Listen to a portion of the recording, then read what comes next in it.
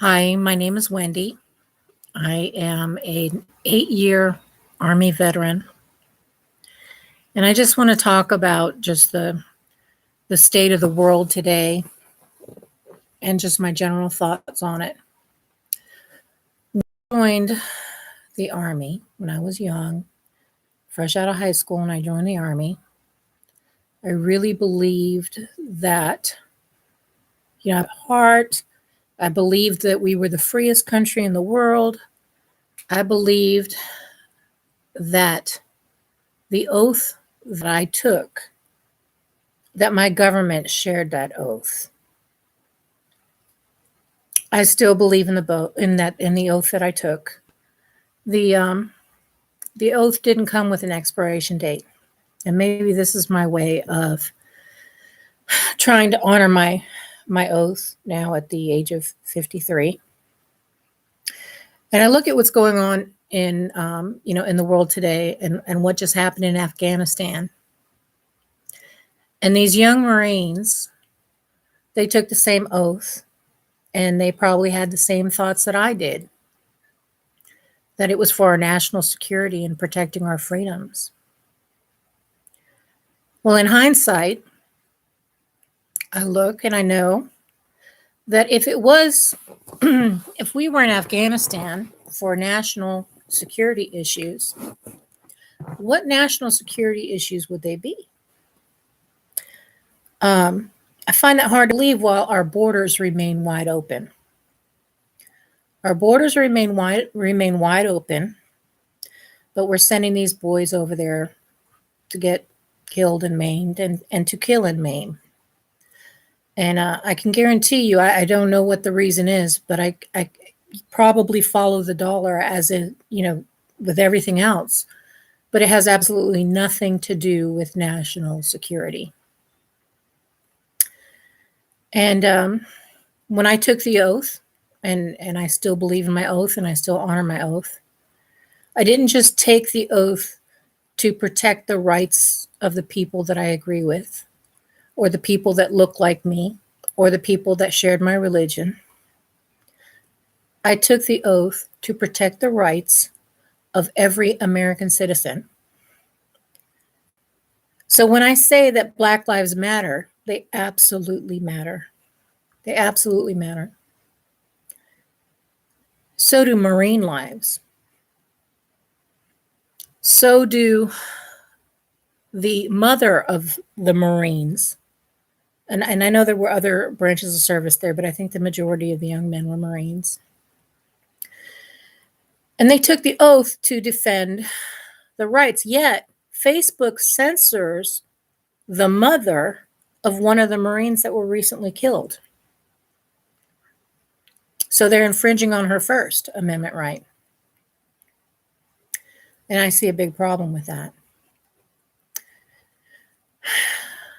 It was a mistake to go into Afghanistan from the beginning. I knew it 20 years ago. I knew it then that if it was a matter of national security, we would be securing our own borders. And it's terribly sad, the state that the world has come to. And now you can't believe or trust anything coming out of the mainstream media. Even our doctors are censored. I'm also a nurse. There's a thing called scientific inquiry. That is where opposing scientific views, they present new theories and they hash it out and they discuss it and they test those theories. But doctors and scientists are now being censored. I think it was during the Obama administration that there was a law passed that it could be legal to propagandize the American people. And I believe that since that point, I mean, I've never really believed much of what I saw in the news, but now it seems like everything that comes out of the news is lies and propaganda and divide and conquer. It's almost like the agenda is to keep everyone divided and afraid of each other. They pit Republicans against Democrats and blacks against whites and Muslims against Christians. And you know how it is. And everybody is hateful towards one another, and everybody is afraid of one another, which I think is absolutely crazy because we're all Americans. We're all Americans, and we need to have each other's backs.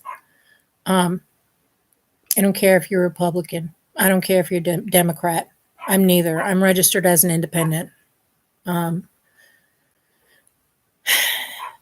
don't think that anybody needs to be censored, whether it's an individual citizen or a doctor or a scientist. And now I see what's going on medically, where effective treatments for that scary bug that's going around, which I can't even say. I don't want to be censored myself. For the scary bug that's going around, the effective treatments are not, they're being discredited and they're not being allowed to be purchased by the American people or for doctors to even prescribe it. And there's this big controversy. And my thoughts on that are, as a nurse, what we're doing isn't working. We're waiting. Like when people come into the emergency room, basically what happens is we tell them, oh, just go home and rest until your lips turn blue and you turn gray. And then you can come back to the hospital. But no treatment is given before that time. That's crazy. That's unheard of. When there are effective treatments that are proven time and time and time again in other countries that doctors here are being censored about, and that you have to either use the black market. I can't even go into detail but to acquire these medications for high-risk people. And then the people that are saying, hey, these meds really work. They really work. They're being gaslighted. They're being censored. They're being threatened. And I blame the American government. I want you to think about it this way. You know, especially nobody wants to take horse paste. Nobody wants to take horse paste. But you know, if somebody's dying of thirst, they'll drink out of a toilet if they have to survive. And I blame nobody but the government. I blame the government. I'm not a Trump fan. I don't like Trump, but I despise Biden. I despise him. And what he's done here in Afghanistan and the way he's handling this pandemic and this taking away the rights of the American people, you know, if it's time that veterans and people stand up and say, you know what, just turn off the news.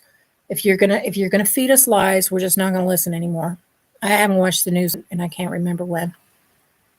Nothing's credible there. If Facebook's gonna censor you, maybe we just need to get off Facebook too. Maybe it's time that we let our government know that it's not okay to propagandize the people. The people deserve to hear the truth. We don't care what laws you've written. It's not okay. It's not all right.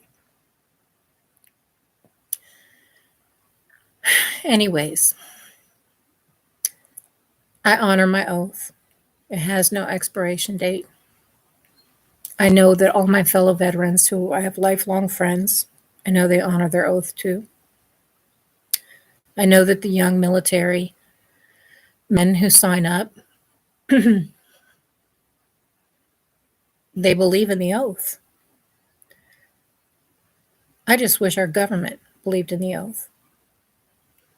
Because the congressman and the president, we all had to take the same, law enforcement officers take it, same oath.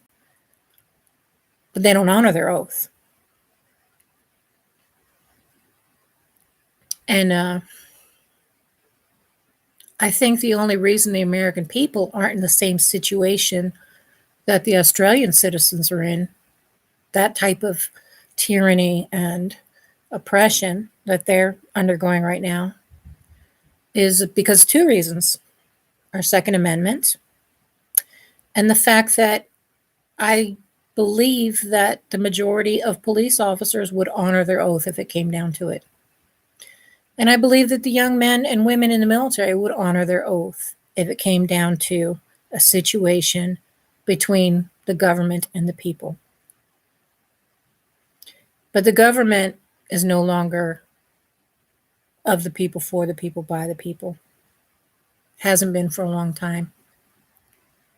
Everything has it's follow the dollar. Everybody has an agenda, and the truth is not being told. But until the American people learn to stop fighting one another and stand together against this corruption and this tyranny, nothing's going to change.